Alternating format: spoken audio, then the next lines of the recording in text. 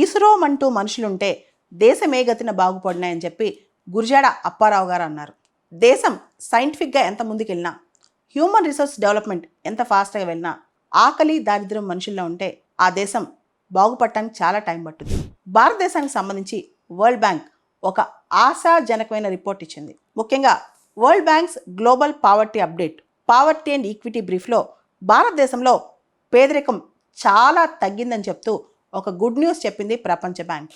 భారతదేశంలో 2011 నుంచి 2022 మధ్య, అంటే దాదాపు 10 సంవత్సరాల కాలంలో పావర్టీ లైన్ అనేది పర్ డే $3 కింద లెక్కేసుకుంటే దాదాపు 269 మిలియన్, అంటే దాదాపు 27 కోట్ల మంది పేదరికంలోంచి ఈ డికేడ్లో, అంటే ఈ 10 సంవత్సరాల్లో బయటకు వచ్చారని చెప్పి ఈ వరల్డ్ బ్యాంక్ పావర్టీ రిపోర్ట్ చెప్తుందన్నమాట. దీనికి సంబంధించి భారతదేశంలో 2011-12 ఆ టైంలో 27%, అంటే ఎక్స్ట్రీమ్ పావర్టీలో దాదాపు 27% మంది ఉంటే ఇప్పుడు 5.3% మంది ఉన్నారని చెప్పి, అదేవిధంగా 269 మిలియన్స్, అంటే దాదాపు 26,90,00,000 మంది పేదరికం నుంచి బయటకు వచ్చారని చెప్పి వరల్డ్ బ్యాంక్ రిపోర్ట్ చెప్తుంది.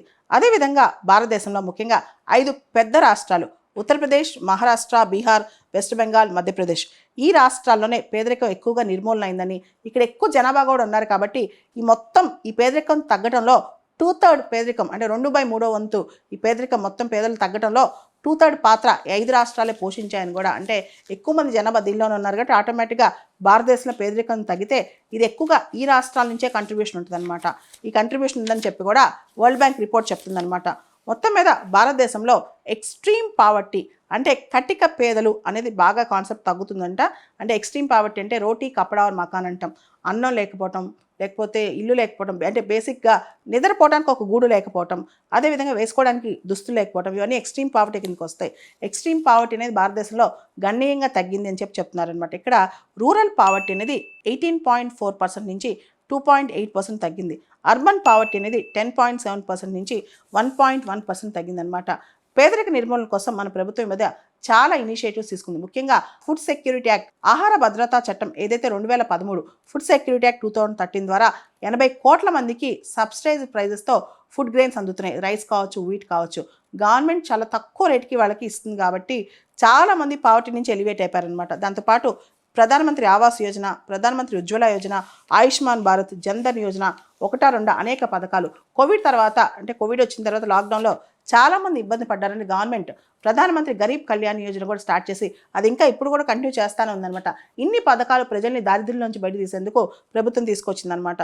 అదేవిధంగా అర్బన్ అన్ఎంప్లాయ్మెంట్ కూడా తగ్గిందని, దాంతోపాటు సెల్ఫ్ ఎంప్లాయ్మెంట్ రూరల్ ఏరియాస్లో, అర్బన్ ఏరియాస్లో సెల్ఫ్ ఎంప్లాయ్మెంట్ పెరిగిందని, దాంతోపాటు ఫీమేల్ లేబర్ ఫోర్స్ పార్టిసిపేషన్ కూడా బాగా పెరిగిందని చెప్పి వరల్డ్ బ్యాంక్ రిపోర్ట్ చెప్తుంది. కానీ ఎన్ని చూసినా ఇండియాలో మాత్రం అబ్సల్యూట్ పావర్టీ అనేది ఇంకా ఉందన్నమాట. దేశం 4th లార్జెస్ట్ ఎకానమీ అయినా, పర్చేసింగ్ పవర్ ప్యారిటీ ఎంత పెరిగినా సరే పేదలు ఎక్కువగా ఉంటే మాత్రం ఆ దేశం ఇంకా కష్టపడాల్సి వస్తుంది. కాబట్టి ఇప్పుడు మనం ఆలోచించాల్సింది అబ్సల్యూట్ పావర్టీయే కాదు, రిలేటివ్ పావర్టీ గురించి కూడా ఆలోచించాలి. అంటే అన్ఈక్వల్ డిస్ట్రిబ్యూషన్ ఆఫ్ వెల్త్ అనమాట. కొంతమందికి ఎక్కువ వెల్త్, కొంతమంది తక్కువ వెల్త్, కొంతమందికి ఎక్కువ జీతభత్యాలు, మరి కొంతమంది తక్కువ భత్యాలు. ఇవన్నీ చూస్తే ఈ రిలేటివ్ పావర్టీ, ఈ డిస్టెన్స్, ఇన్కమ్ గ్యాప్స్ అనేవి కూడా మనం తగ్గించాలి. అంతేకాదు ఇండియా 4th లార్జెస్ట్ ఎకానమీ అయినా, అంటే జపాన్ని సర్పాస్ చేసి ఇండియా 4th లార్జెస్ట్ ఎకానమీ అయినా జపాన్లో పర్ క్యాపిటల్ ఇన్కమ్ అనేది $30,000 పైన ఉంది.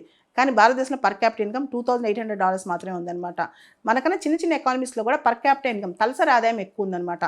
జీడిపిలో నువ్వు ఎంత హై ఉన్నావని కాదు, పర్ క్యాపిటల్ ఇన్కమ్ అందరికీ ఎంత ఎక్కువగా పెరిగింది అనేది కూడా చాలా ఇంపార్టెంట్ అనమాట.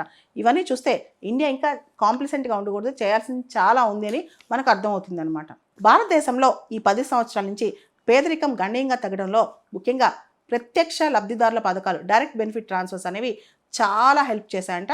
వాటితో పాటు ఈ food security act, government interventions కూడా చాలా సపోర్ట్ చేశాయి.